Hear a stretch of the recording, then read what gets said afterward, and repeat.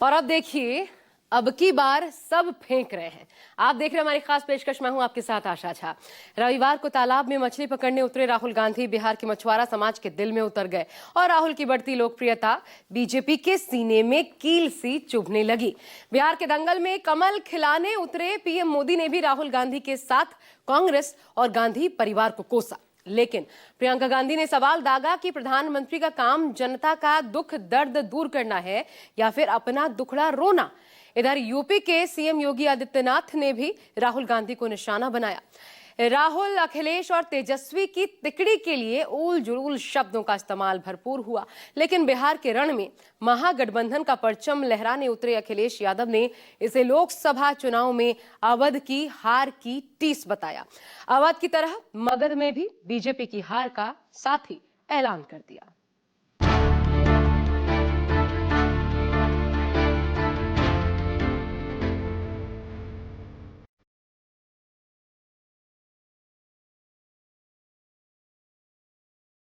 फिर निशाने पर कांग्रेस, फिर निशाने पर नेहरू गांधी परिवार। 2025 के चुनाव में पीएम मोदी ने 25 साल पुराना किस्सा सुनाया। सच या झूठ जो बताया, दिवंगत प्रधानमंत्री मनमोहन सिंह के साथ सोनिया गांधी पर बिहार विरोधी होने का इल्जाम लगाया। लेकिन बिहार के रण में उतरी प्रियंका को यह बर्दाश्त न हुआ और जैसे को तैसे वाले अंदाज में सुनाना शुरू कर दिया।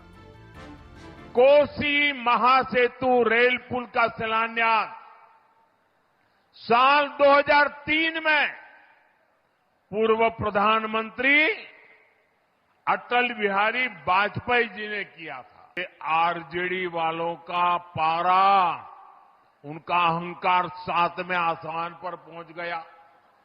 वो बिहार के लोगों पे इतना गुस्सा किए कि बिहार को बर्बाद करने पर तुल गए। इसीलिए मेरा सुझाव ये है कि वो एक नया मंत्रालय बना दे और उसका नाम रखें अपमान मंत्रालय। क्यों? अच्छा सुझाव है पप्पू जी। एक अपमान मंत्रालय बना दे ताकि उनका समय व्यर्थ ना हो। वो बड़ी बड़ी सूचियां निकाल देते हैं कि हमें इसने गाली दी, उसने गाली दी, इसने हमारा अपमान किया। तो खुद क्या बैठ के सूची बनाएंगे? अपमान मंत्रालय बना देगा। और जब आप अपनी नौकरी, अपने रोजगार के लिए धरना प्रदर्शन करोगे और उनको लगेगा कि देश का अपमान हो रहा है क्योंकि कोई सवाल उठा रहा है, तो अपमान मंत्रालय बुला ले आपको। सासाराम से कटिहार तक पीएम मोदी कांग्रेस को कोसने का बहाना ढूंढते रहे। खुद पर राहुल की टिप्पणी को छठी मैया का अपमान बताते रहे। लेकिन प्रियंका ने पूछ ही लिया कि क्या प्रधानमंत्री का काम रोना धोना है या जनता का दुख दर्द दूर करना है। कांग्रेस के नामदार ने छठ महापर्व को इसलिए भी ड्रामा बताया ताकि बिहार के लोग आरजेडी पर गुस्सा उतारे और आरजेडी को पराजित करे, इसलिए ऐसी बातें बोली जा रही है। कांग्रेस के जो दूसरे राज्यों के मुख्यमंत्री हैं, बड़े नेता हैं, उनके बयान आपने सुने होंगे। मोदी जी जब पूछो कहीं किसी देश में भ्रमण कर रहे हैं या फिर अपने अपमानों की गिनती गिना रहे हैं कि मुझे इसने अपमानित किया, उसने मुझे गाली दी, ऐसा कहा वैसा कहा। अरे भैया रोना बंद कीजिए। आप प्रधानमंत्री हैं, इस देश के प्रधानमंत्री हैं। देश रो रहा है, नौजवान रो रहे हैं, नौकरी मांग रहे हैं, रोजगार मांग रहे हैं, शिक्षा मांग रहे हैं, किसान मदद मांग रहे हैं और आप अपना रोना धोना कर रहे हैं। तोता रटंत की तरह जंगल राज का जिक्र भी आया। पीएम मोदी ने बिहार के नौजवानों को ऐसे शासनकाल का डर दिखाया जिसमें शायद वो पैदा भी ना हुए रहे हों। कांग्रेस अध्यक्ष खड़गे ने इस बात को पकड़ लिया। सीधा सवाल दागा कि 20 साल तो कथित डबल इंजन ही सत्ता में है, फिर मंगल राज क्यों नहीं ला पाए। सतर्क रहिए, ये जंगल राज वाले आपको दी जा रही ऐसी हर मदद को रोकना चाहते हैं। साथियों, आरजेडी हो या कांग्रेस, इनका विकास से दूर दूर तक का कोई नाता नहीं है। चाहता है जंगल राज को हटाओ, मोदी आते हैं अब जंगल राज खत्म। अरे 20 साल से तो नीतीश साहब यहाँ हुकूमत कर रहे हैं और आप उनके साथ हो। 20 साल में आपको जंगल राज खत्म करने को नहीं हुआ। बीजेपी ने मानो ये तय कर रखा है कि उसे जंगल राज पर ही जोर देना है, हर बात को लालू राबड़ी शासनकाल की तरफ मोड़ देना है। पीएम मोदी ने बार बार ऐसा किया, लेकिन दानापुर से तेजस्वी ने मोकामा की याद दिलाई, जनता से सीधा सवाल दागा कि जंगल राज बोलने वाले मोकामा हत्याकांड पर चुप क्यों हैं? क्या सत्ताधारियों के मुंह में दही जम गई है? जो पहली बार वोट डाल रहे हैं उनको मेरा विशेष आग्रह है कि इस बार आपका वोट एनडीए की सरकार बनाने वाला वोट होना चाहिए। गठबंधन को बहुत बड़ी ताकत देने वाला एनडीए के जो साथी हैं, जो इस चुनाव के मैदान में एकजुट होकर लड़ रहे हैं, उनको विजयी बनाना है। एक बार उनको खोले चंद्री हत्या हुई तो कहाँ गए, क्यों चुप थे? मोकामा में जो हुआ एक बार में चूक की है, एक बार में कुछ कहे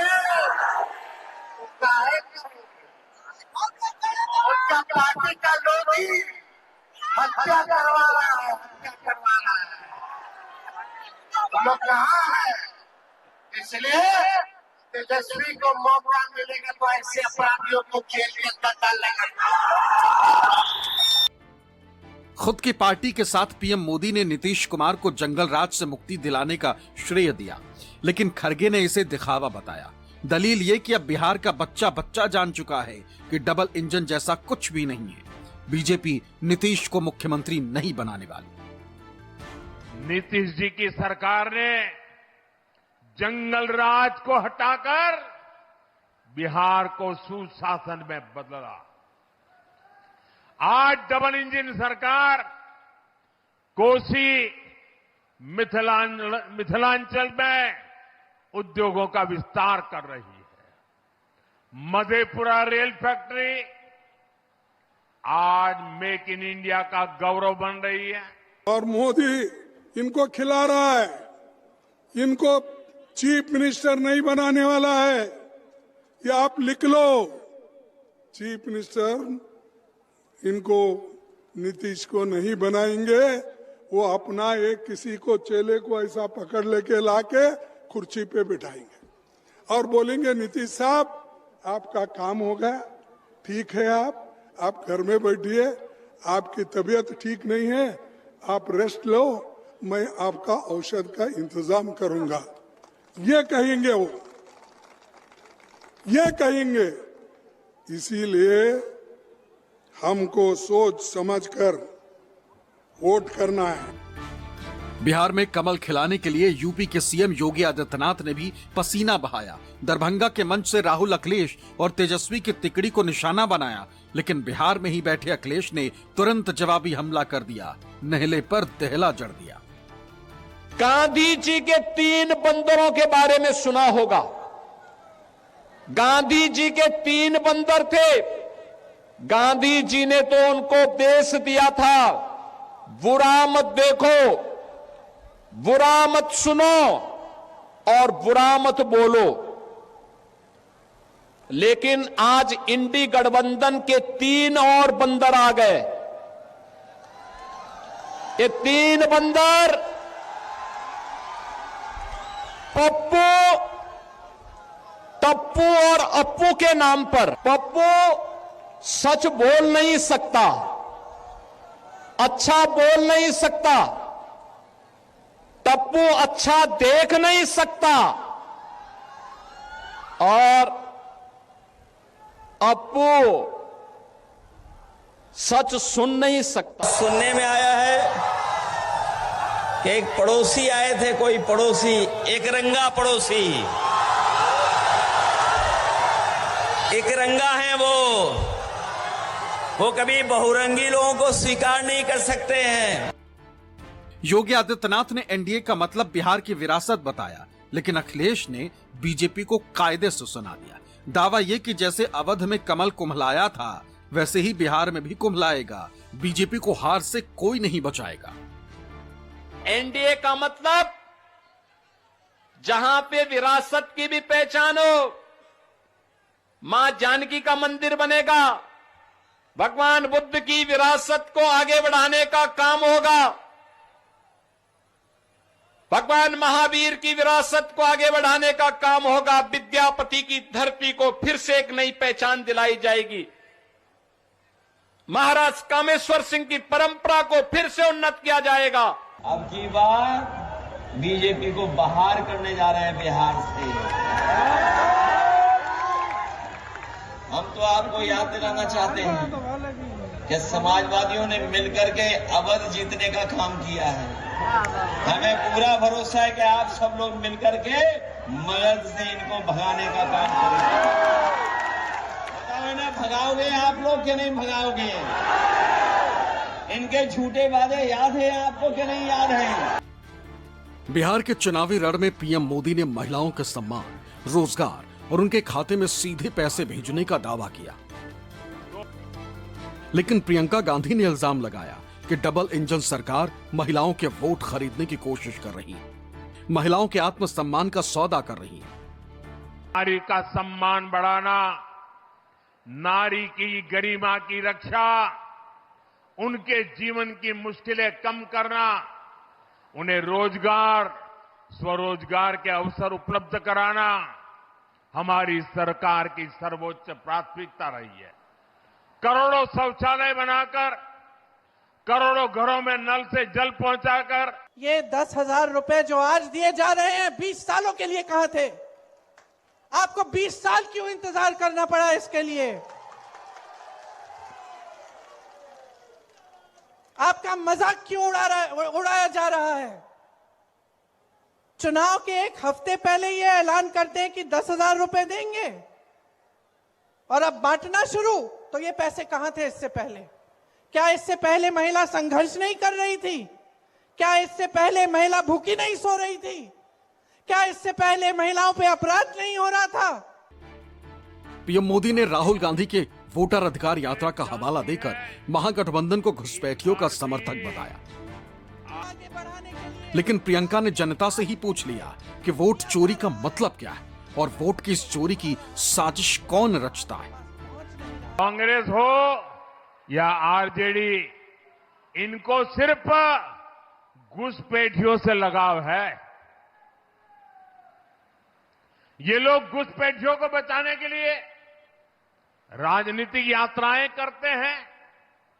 ये लोग दुनिया भर में घूमने फिरने जाते हैं। अब मुझे बताइए भैया, क्या बिहार का भविष्य आप तय करेंगे कि घुसपैठिया तय करेगा? आप करेंगे कि नहीं करेंगे? क्या घुसपैठियों को करने देंगे क्या? आपने वोट चोरी के बारे में सुना है? सुना है कि नहीं? सुना है ना? 65 लाख नाम काटे हैं बिहार में से। इसका मतलब है कि 65 लाख लोगों के अधिकार रद्द कर दिए हैं। कौन से अधिकार? और आपके जीवन में क्या फर्क पड़ता है इसके होने से? सिर्फ ये फर्क नहीं है कि वोट के दिन आप जाकर अपना वोट नहीं डाल सकते, ये फर्क नहीं है। सबसे बड़ा फर्क ये है कि जितने भी आपके अधिकार हैं वो आपकी नागरिकता से और आपके वोट से जुड़े हुए हैं।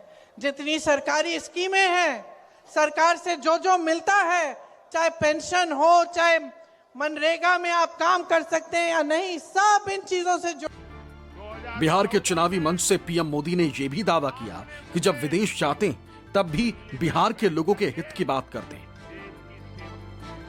लेकिन अखिलेश यादव ने आरोप लगाया कि पीएम मोदी ने अमेरिका के दबाव में ऐसा समझौता किया है कि अब भारतीयों को नॉन वेजिटेरियन दूध पीना पड़ेगा। लेकिन आपको शायद पता नहीं होगा, मैं विदेश में जाता हूं ना, तो दुनिया के इतने बड़े बड़े नेताओं को भी एक डिब्बा भर करके मखाना देता हूं। और बड़े गर्व से कहता हूं कि ये है मेरे बिहार के किसानों की कमाई। साथियों, यहां मछली पालकों के हितों को भी हमारी सरकार प्राथमिकता दे रही है। मछली से जुड़े सेक्टर के लिए हमने अलग से मंत्रालय बनाया। अमेरिका से बीजेपी ने अंदर ही अंदर समझौता कर लिया है और समझौता ये किया है कि जो दूध है अमेरिका का वो भारत में आएगा। बताओ उत्तर प्रदेश में गोरख धंधा चलाने वालों का क्या होगा जब नॉन वेजिटेरियन दूध भारत में आ जाएगा। बिहार के चुनावी दंगल में अमित शाह ने भी जंगल राज और अंधेर राज का गीत गाया, लेकिन तेजस्वी ने आरोप लगाया कि उनके एक हेलीकॉप्टर को रोकने के लिए सत्ताधारी खेमे ने 30 हेलीकॉप्टर पीछे लगा दिए।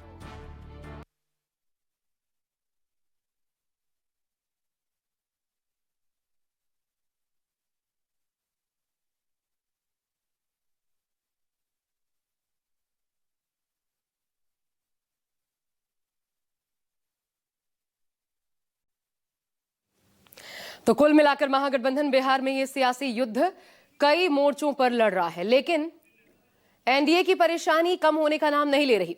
चुनाव के बीच मध्य प्रदेश में बीजेपी के एक मंत्री ने नीतीश सरकार के खिलाफ ऐसा बयान दिया जिसने परेशानी खड़ी कर दी है। नीतीश सरकार के शराबबंदी के फैसले पर सवाल उठा दिए हैं, इससे सियासत गर्मा गई है। एमपी के पर्यटन मंत्री हैं धर्मेंद्र सिंह लोधी, जिन्होंने कहा है कि बिहार में शराबबंदी है लेकिन शराब माफिया एक्टिव है और खुलेआम फोन पर घर घर शराब पहुंचा रहे हैं। अभी आपको याद होगा कि हमारी सरकार ने 2 राज्यों में शराबबंदी की हुई है, जिसमें बिहार है और शायद गुजरात भी है। और अभी मैंने पता किया, बहुत सारे लोग गए थे बिहार प्रचार में, तो मैंने उनसे पता किया कि वहाँ भाई शराबबंदी लागू है। तो उन्होंने कहा कि शराबबंदी तो हो गई है लेकिन अब शराब माफिया जो है घर घर शराब पहुंचाने लगे हैं। फोन करो घर पे शराब आ जाती है। यही तो बिहार का चप्पा चप्पा कह रहा है कि नीतीश और भारतीय जनता पार्टी की सरकार ने जो माफिया हैं उनके हवाले कर दिया है और बिहार का सारा राजस्व, सारा रेवेन्यू माफियाओं के पास है। अभी एक स्टिंग ऑपरेशन हुआ था कि उत्तर प्रदेश गंगा के किनारे अवैध शराब आती है, सूखे नशे का कारोबार है। नीतीश जी के शराबबंदी पर सवाल खड़ा किया है। अब नीतीश जी को और जनता दल यू को जवाब देना चाहिए। और भारतीय जनता पार्टी किस तरह की राजनीति कर रही है ये स्पष्ट रूप से दिख रहा है। नीतीश जी के सुशासन पर स्वयं भारतीय जनता पार्टी सवाल खड़ा करती है और भारतीय जनता पार्टी नीतीश के साथ सत्ता में साझेदार भी है। ये चुर और मुरमुर की जो राजनीति भारतीय जनता पार्टी कर रही है उसका स्पष्ट प्रमाण मिलने लगा है। मध्य प्रदेश के माननीय मंत्री, जिनको बिहार के चुनाव प्रचार में एनडीए का हमारा प्रमुख घटक दल भारतीय जनता पार्टी में ने उनको लाना मंजूर नहीं किया, तो स्वाभाविक रूप से राजनीतिक खींच उतर रहा है। बिहार को अकारण अपना राजनीतिक खींच उतारने के लिए हमको बुलाया नहीं गया, तो बिहार को बदनाम करने से परहेज करिए। यहाँ एनडीए जीत का मार्ग प्रशस्त कर रहा है, महिलाएं आशीर्वाद दे रही हैं, उसका महत्वपूर्ण कारण एक शराबबंदी भी है।